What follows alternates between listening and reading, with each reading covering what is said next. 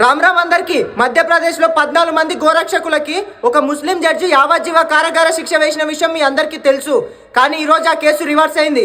ఆ 14 మంది గోరక్షకులకి 5,000 మంది లాయర్లు సపోర్ట్ గా నిలిచిండ్రు.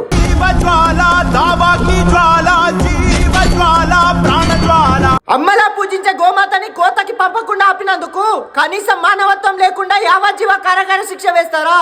ఇప్పుడు ఆపుండ్రి కోర్టు ముందు ఉన్న 5,000 మంది లాయర్లని.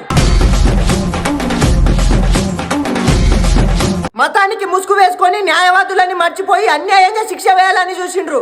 కానీ ఇప్పుడు ఏమైంది? ఆ దేవుడే 5,000 మంది లాయర్ల రూపంలో వచ్చిండు. ఇంకా కేసు ఎట్లా గెలవమో మేము చూస్తాం.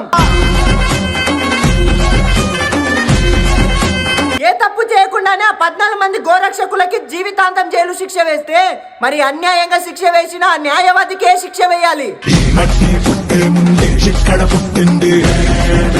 గౌరవ న్యాయస్థానాన్ని ఒకటే కోరుకుంటున్నా, ఆ 14 మంది గోరక్షకులు నిర్దోషులు, వాళ్ళకి న్యాయం చేయండి.